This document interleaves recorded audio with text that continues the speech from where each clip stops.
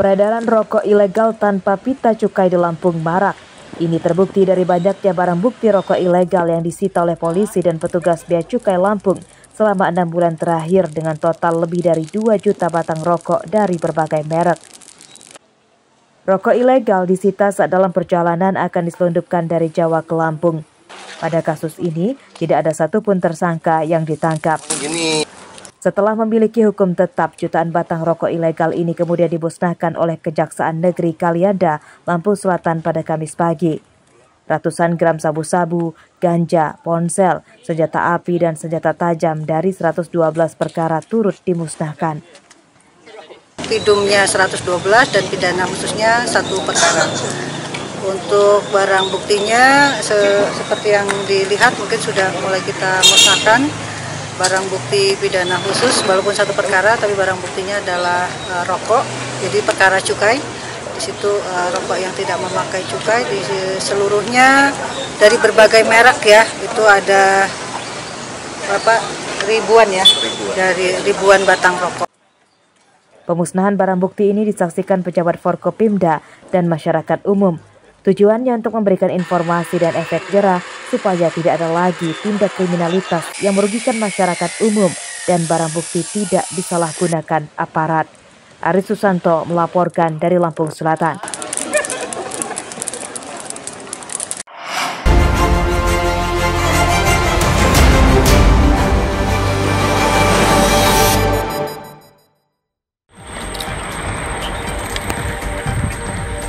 Sosok mayat yang telah jadi tengkorak ditemukan di sekitar tambak Dusun Sumberjaya, Desa Sumber Agung, Kecamatan Sragi, Lampung Selatan, Jumat sore.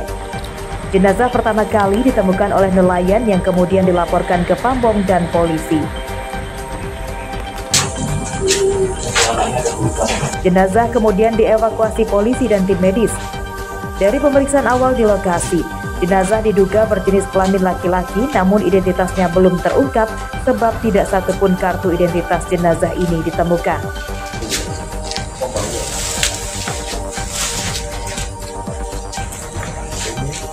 Ciri-ciri jenazah menggunakan kaos lengan panjang berwarna abu-abu dan merah, serta mengenakan celana pendek warna biru. Tinggi badan jenazah sekitar 155 cm dan diperkirakan jenazah ini adalah orang dewasa.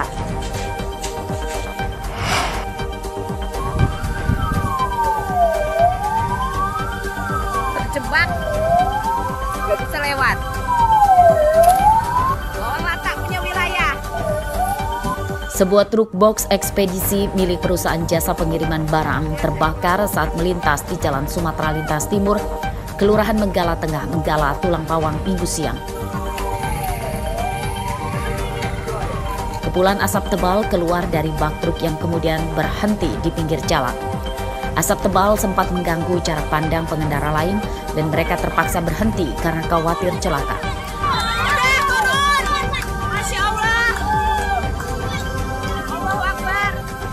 Menurut warga, truk ini terbakar saat sedang melaju ke arah Provinsi Jambi.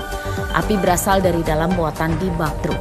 Untuk memadamkan api, bak truk dibuka terlebih dahulu sebelum disemprot air oleh petugas damkar.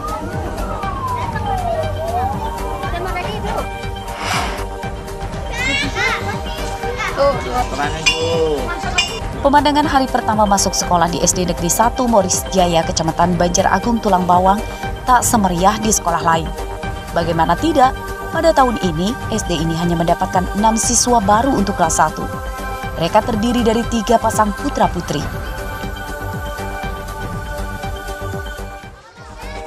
Tidak ada rebutan bangku belajar, karena bangku di dalam kelas siswa banyak.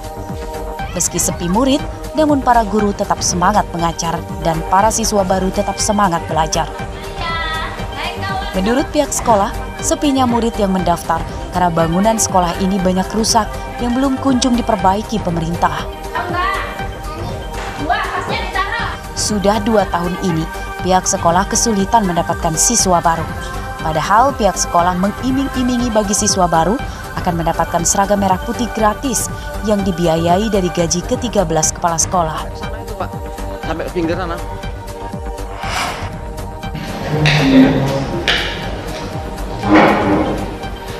Mantan Kapolsek Natar, Lampung Selatan, Kompol HP, Senin siang divonis 4 bulan penjara oleh Hakim Pengadilan Negeri Tanjung Karang karena kasus perzinahan.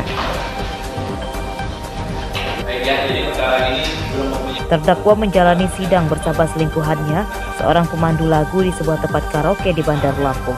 Berinisial DA juga divonis hukuman 4 bulan penjara. Vonis ini lebih ringan dari tuntutan jaksa yang menuntut hukuman 7 tahun penjara. Salah satu hal yang meringankan adalah keduanya baru sekali berurusan dengan hukum dan terdakwa DA masih memiliki anak. Meski divonis penjara, terdakwa HP tidak dipecat dari kepolisian. Penjara selama 4 bulan.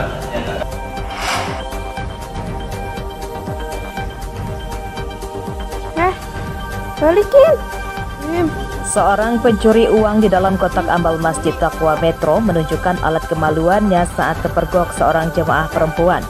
Ini diduga sebagai upaya pelaku untuk mengusir perempuan yang memergokinya. Pencurian pada tanggal 12 Juli lalu tersebut terekam CCTV yang dipasang di lingkungan masjid. Pelaku terpergok saat sedang mencongkel kunci kotak amal. Saat kejadian, datang seorang perempuan yang hendak sholat yang kemudian berusaha mencegah pelaku akan mencuri. Pelaku yang panik kemudian menurunkan celananya di hadapan perempuan yang memergokinya, yang kemudian pelaku kabur.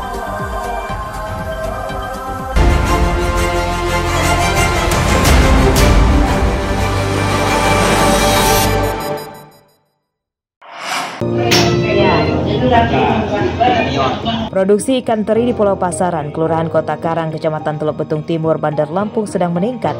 Menurut para pengusaha, kondisi ini karena musim dan cuaca sedang bagus. Pantauan di sentra produksi teri dan ikan asin terbesar di Lampung ini pada Kamis siang, hampir semua lapak untuk menjemur ikan asin dan teri terpakai. Saat sedang musim bagus, dalam sehari pengusaha memproduksi hingga 600 kg teri.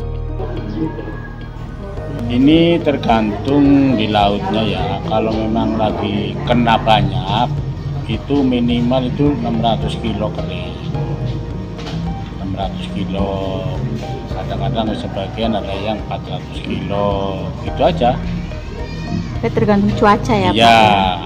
Kalau memang lagi nggak ada, ya paling 100 kilo. Jenis yang diproduksi adalah teri nasi, mutiara hingga teri jumbo dengan harga jual di kisaran Rp90.000 per kilogram.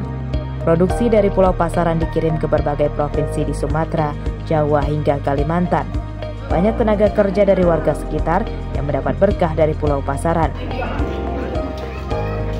Tadi jam 11 sampai sore, kadang ikannya banyak sampai maghrib baru pulang. Oh, untuk gajian ini hitungannya gimana, Bu? Ya, kalau gajiannya kadang 50, kadang yang nggak tentu. Kalau ikannya banyak, kalau ikan sedikit. Nah, ini kan kita masih warga sini ya, Bu? Iya. Kita dilibatkan menjadi pekerja di sini, senang nggak sih, Bu? Ya senang lah. Kalau nggak ada kerjaan malah pusing. Ya, kalau ada ikan kayak ini kan rame, orang-orang pada kerja semua, orang mana aja. Pulau Pasaran kini tengah berbenah menjadi sentra teri dan ikan asin modern. Selain itu juga akan dijadikan tujuan wisata edukasi sehingga perekonomian warga sekitarnya bisa meningkat. Jeffrey Arifin melaporkan dari Bandar Lampung.